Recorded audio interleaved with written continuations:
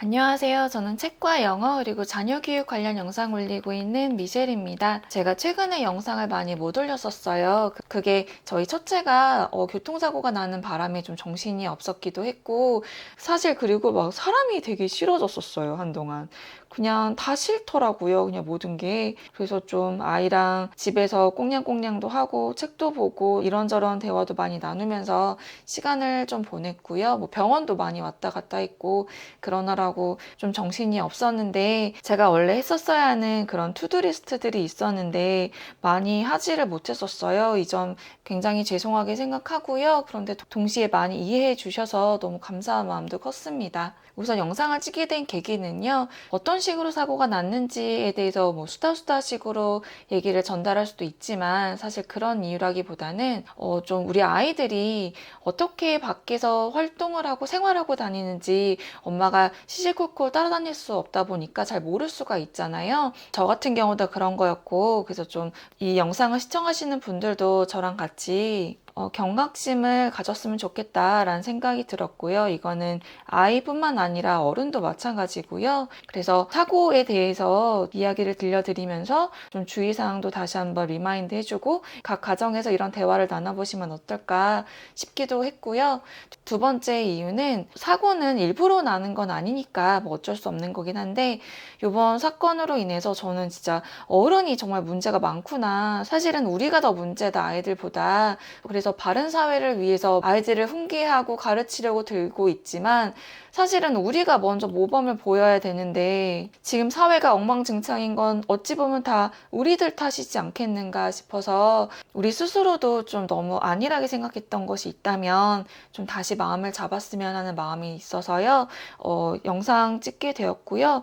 이 밖으로도 제가 이번 사고로 인해서 새롭게 알게 된 것들 공유 한번 해볼게요. 우선 사고가 났던 곳을 좀 사진을 찍었어요. 이렇게 사거리예요. 근데 사거리인데 이쪽이 아파트고 이쪽이 아파트라서 이렇게 차단기가 있잖아요. 이쪽에도 있고 이쪽에도 있고, 지금 도로 공사를 최근 해가지고 그런데 여기가 횡단보도예요. 이제 이 곳에서 사고가 났는데 차도는 1차선으로 갈 수 있고 30km 미만으로 달릴 수 있는 그런 아파트 단지 사이에 있는 그런 작은 길이었어요. 저희 아이가 어떻게 했냐면 자전거를 이쪽에서 타고 이렇게 가로질러서 이렇게 건너다가, 이게 자동차라 치면 이렇게 오고 있는 자동차에 치여서 교통사고가 난 거예요. 여기가 좀 독특한 게 단지와 단지 사이에 있는 새끼이다 보니까 이렇게 건널목이 있더라도 실질적으로 이 건널목을 잘 다니지 않고, 이분들도 보시면 여기가 횡단보도가 없어요. 그런데 작은 길가다 보니까 그냥 건너는 거죠. 제가 사람이 있는지 모르고 그냥 저는 이 도로를 찍느라고 이제 찍었던 건데, 이분들이 이렇게 그냥 건너고 계시더라고요. 이분도 마찬가지고 이분도 아예 이렇게 건너신 거죠. 그런데 저희 아이도 동일하게 이곳을 건너다가 오는 자동차에 이제 받친 거예요. 그래서 이 받친 자동차가 멈춘 곳이 이곳인 거죠. 이 자동차와 사고가 났는데, 아이가 다시 얘기를 하자면 요렇게 오다가 요렇게 지나가다가 자전거 뒷바퀴가 자동차에 받쳐가지고 아이가 이제 공중으로 날아서 떨어진 거예요. 자전거는 이쪽에 떨어지고 아이는 뭐 한 이 정도에 떨어졌던 것 같아요. 근데 제가 그 사건 현장에 있었던 게 아니라서, 그런데 듣자 하니 그 주변에 되게 많은 사람들이 계셔가지고 어느 분이 운전주인지도 몰랐거든요. 주변에 이제 아주머니들이 지나가는 행인들이 아이를 이렇게 감싸고 있었어요. 그래서 여기 이제 경찰 아저씨가 오셨고, 그런데 문제는 이거였어요. 운전주분께서 자기는 아이를 치지 않았다, 그 자전거를 치지 않았다, 그래서 자신의 결백을 주장을 하셨던 거예요. 그런데 이제 거기 되게 다행히 지나가던 저희 아이의 미술 선생님이 이 사건을 본 거죠. 그래서 내리셔서 이제 그 운전주랑 같이 이제 얘기를 하신 거예요. 여기 지금 타이어 자국이 있는데 이거 아니냐 그랬더니 끝까지 그분은 아니라고, 그러면서 굉장히 큰 목소리로, 목소리 큰 사람이 이기는 것처럼 아이를 이제 치지 않았다고. 그런데 이제 주변에 계셨던 지나가던 행인분들이 쿵 하는 소리를 들었다고 하면서 이제 접촉사고가 난 것 같다라고 해서 막 119도 부르고 경찰 아저씨도 부르고 막 그랬던 상황인 것 같아요. 제가 그 자리에 도착했을 때는 벌써 이제 아이가 119 차량에 와서 이제 시르는 그 장면을 이제 목격을 했던 거였고요. 제가 이 부분을 왜 말씀드리냐면 두 가지 이유예요. 지금 이렇게 지나갈 수가 있어요. 근데 이렇게 지나가시면 안 돼요. 꼭 이렇게 횡단보도로 건너게끔 아이를 지도하셔야 되고요. 여기는 심지어 횡단보도도 사실 없어요. 이제 아이가 만약에 자전거를 타고 가다가 이렇게 지나갔더라면 물론 그 차가 그럼에도 불구하고 못 봤을 수도 있지만 첫 번째 아이에게 했던 얘기는 자전거를 타고 건널 때는 꼭 내려서 횡단보도를 건너야 한다가 법이에요. 왜냐면 지금 여기 이 차가 서 있는 걸 보면 아이가 횡단보도로 채 오지도 않았다는 거죠. 그러니까 사고가 왜 났냐면 아이는 이쪽으로 건너올 때 이 차를 못 봤대요. 그리고 이 차주도 저희 아이가 이렇게 오는 걸 못 봤대요. 그러니까 서로 못 봤던 거죠. 근데 이제 다행히 그 블랙박스를 열람을 해서 어떻게 사고가 났는지를 볼 수가 있었고, 차주께서 말씀하셨던 자기는 아이를 치지 않았다고 한 거는 아니었고요. 왜냐면 블랙박스가 여기쯤 달려 있잖아요. 여기서 여기 시야가 여기까지 보이더라고요. 아이 자전거의 뒷바퀴를 치면서 아이가 이렇게 붕 나르는 것까지, 공중으로 이렇게 나르는 것까지 보이고 진짜 너무 놀랐는데, 어쨌든 그래서 법을 보면 제3조 2의 자전거 등의 통행 방법의 특례 보면 자전거 등의 운전자가 횡단보도를 이용해서 도로를 횡단할 때는 자전거 등에서 끌거나 들고 보행을 하라고 법에 명시가 되어 있어요. 그리고 두 번째는 비록 아이가 탔더라도 자전거와 자동차가 사고가 나면 자전거를 자동차처럼 취급을 해서 사고를 처리를 한대요. 그러니까 대물로 보는 거죠, 서로. 그러니까 아이가 독립을 해서 자전거를 운전을 할 수 있더라도 아이잖아요. 아이는 판단을 제대로 못해요. 그렇기 때문에 자동차를 운전할 수 있는 그 연령 제한이 있잖아요. 그래서 자동차를 운전을 할 수가 없잖아요, 미성년자는. 그런데 자전거를 타더라도 이런 판단을 제대로 못하는데 미성년자이더라도 자전거를 운전하는 사람은 자동차를 운전하는 사람과 똑같이 취급이 된다는 거예요. 그러니까 아이가 어린데 부모의 슈퍼바이징 없이 운전을 하다가 사고가 났을 땐 정말 큰일 날 수가 있는 거죠. 그러니까 진짜 우리가 자전거를 아이들이 쉽게 차고 다니게끔 하는데 이거 되게 위험한 거예요. 이게 진짜 사고가 나지 않기 때문에 다들 이렇게 냅두고 있는 걸 수도 있어요. 이게 이렇게 안일하게 생각하시면 안 되는 게 이제 하인리의 법칙이라는 게 있어요. 이거 들어보신 분들은 아시겠지만 대형 사고가 나기 전에 이와 같은 경미한 사고와 징후 등이 이제 반드시 존재한다는 법칙이거든요. 이게 하인리의 법칙이라고, 이제 사고가 났을 때 그 정말 그 시리어스한 사고가 나기 전에 300대 29대 1이라는 게 있어요. 이제 300 같은 경우는 unsafe behaviors라고 해서 분명히 정말 오늘 같은 사고가 나기 전에 수많은 적어도 300번 정도의 unsafe behaviors가 분명 보였을 것이다. 그리고 29는 minor accidents가 있었던 거죠. 그러니까 저희 아이가 이렇게 사고가 나기 전에 분명히 이런 식으로 위험하게 운전을 하고 다녔을 거예요. 그게 적어도 29번은. 그리고 나서 정말 이런 대형 사고가 난대요. 그러니까 뭐 상품백화점이라던가 다리가 무너진다거나 비행기가 떨어진다거나 이런 큰 메이저 액시던트가 일어나기 전에 이런 분명 조짐들이 있었다는 거죠. 저희 아이 같은 경우도 마찬가지예요. 저희 아이가 그냥 오늘처럼 이렇게 위험하게 슉 날라와서 길을 건너고, 원래는 저희 아이도 처음에는 자전거를 사줬을 때 분명히 횡단보도를 건널 때는 자전거에서 내려서 건너라, 헬멧을 꼭 착용을 해라, 이런 식으로 규칙을 정해줬어요. 그런데 아이가 이제 성장을 하면서 8살 때, 9살 때, 10살 때는 정말 잘 지켜졌는데 12살이 됐더니 이제 카키해진 거죠. 오만해진 거죠. 이제 운전을 잘한다 생각해서. 그러니까 횡단보도를 건널 때도 그냥 내리지 않고 자전거를 타고 건넜고, 심지어 횡단보도까지 오지도 않고 그냥 슉 날라온 거죠. 그러니까 이런 사고가 난 거죠. 그런데 다행히 저희 아이가 이제 헬멧을 쓰고 있어서 정말 기적처럼 정말 너무나도 크게 다치지 않고 그냥 기부스, 반기부스를 하고 물리치료 정도로 이제 끝났는데, 이런 걸 이제 minor accidents라고 생각을 하는데, 만약에 이런 unsafe behaviors나 minor accident를 모르고 있다가 serious accident가 났다. 그러면 이제 아이를 정말 볼 수 없을 수도 있는 그런 대형 사고가 났을 수도 있는 거죠. 그래서 제가 이 영상을 찍으면서 왜 이렇게 자세하게 설명을 해드리냐면 길을 가다 보아도 정말 위험하게 스쿠터나 자전거를 타는 아이들이 있어요. 운전하는 사람도 careless driving이라고 하죠. 주의 깊게 신중하게 정말 이렇게 정신 바짝 차리고 운전하지 않는 것도 있다는 거예요. 그러니까 아까 말씀드렸던 하이니의 법칙처럼 분명히 운전자분도 이렇게 신경을 덜 쓰면서 이렇게 careless driving 하는 그런 behaviors가 분명히 있었을 거예요. 그렇지 않고서야 아이가 정말 이렇게 반이 다 지나갔는데도 앞을 보지를 못하고 브레이크를 잡지를 않으셨더라고요. 그러니까 아이가 이렇게 내려오는 속도가 있었을 것이고 이 자동차가 움직이는 속도가 있잖아요. 그쵸? 피직스로. 이 둘이 같이 만나는 그 순간이 있었는데 둘 다 아이도 운전자도 좀 더 신경을 써서 운전들을 했었더라면 이렇게 사고는 나지 않았을 텐데 둘 다 이제 정신을 똑바로 차리지 않고 운전들을 한 거죠. 아이는 자전거를 타고 이 정중앙을 지나갈 때 고개를 돌려서 이 자동차를 드디어 봤어요. 그런데도 멈추는 기색이 없더라고요. 그러니까 이 운전자가 뭐 딴 생각을 했다거나 뭐 핸드폰을 봤다거나 뭐 우리 모두 운전하면서 하는 그런 딴짓들을 하고 계셨던 것 같아요. 저희 아이 같은 경우도 블랙박스 보니까 쓱 이쪽을 보더라고요.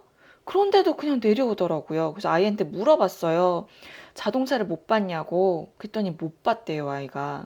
운전자도 똑같이 얘기를 했겠죠. 자전거를 안 쳤다고도 하시는데 아이의 행동에도 분명 문제가 있었어요. 아이랑 이런 하이니의 법칙을 얘기하면서 이제 안전교육에 대해서 얘기를 했고, 그리고 두 번째는 최근에 저희 아이가 지킬 앤 하이드라는 책을 봤어요. 이 차주가 물론 정말 몰라서 정말 자기는 결백하게 자전거를 안 쳤다고 생각을 할 수도 있어요. 정말 10년, 20년 전이었다면 블랙박스라는 게 없었을 거고 그냥 아이랑 어른하고만 있었다면 정말 어떻게 사고 처리가 됐을지 정말 모르겠어요.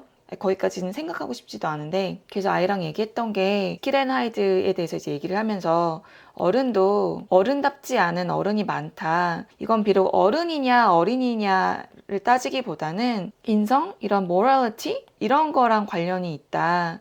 그래서 지킬 앤 하이드에서 헨리 지킬이 인간의 선과 악을 분리하는 실험을 하다가 욕망과 사악함의 화신인 에드워드 하이드로 변화하잖아요. 그러니까 한 사람이 두 인격인 지킬 앤 하이드로 이제 서로 대립을 하는 거죠.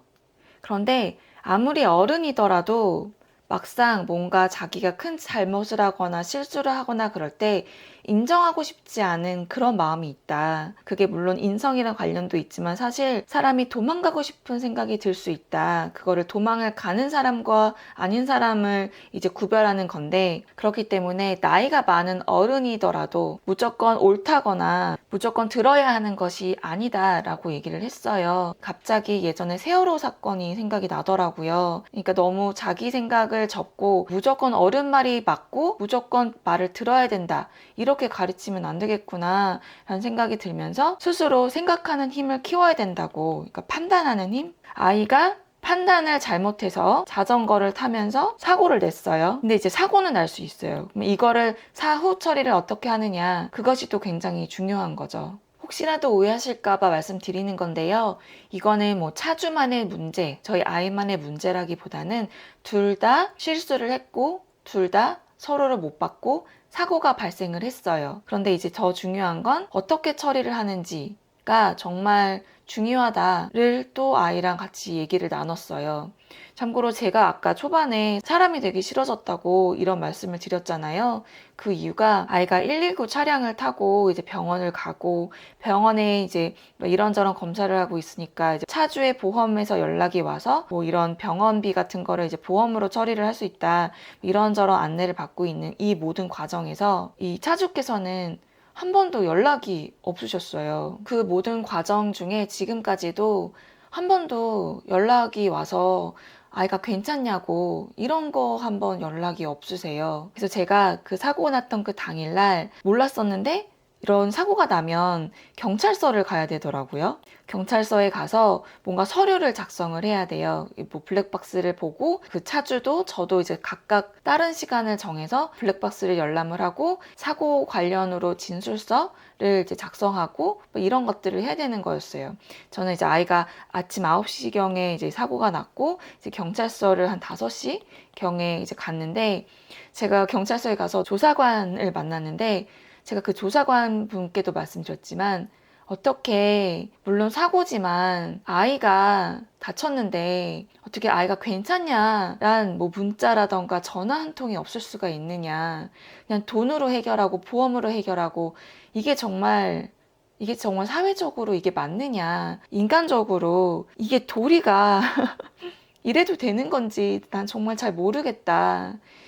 이게 참 그렇다. 이런 얘기를 했어요. 그랬더니 조사관 그 선생님께서도 참 자신들이 이렇게 강압적으로 뭐 전화를 드려라 이렇게 말씀은 못 드리지만 자기네들도 조금 그렇다고 생각을 한다고는 말씀은 하시더라고요. 그런데 뭐 서로 뭐 죄송합니다, 뭐 사과를 하고 이런 거를 바란다기보다는 그냥 길을 가다가 어떤 아이가 사고가 났고, 그렇게 길 가던 사람들도 아이가 사고가 나면 걱정이 돼서 저한테 사고가 났다고 연락이 오고, 모르는 사람인데도 괜찮냐고 옆에 지켜주시고 이러는데, 어떻게 정작 아이랑 사고가 났던 분은 그런 것조차 전혀 없더라고요.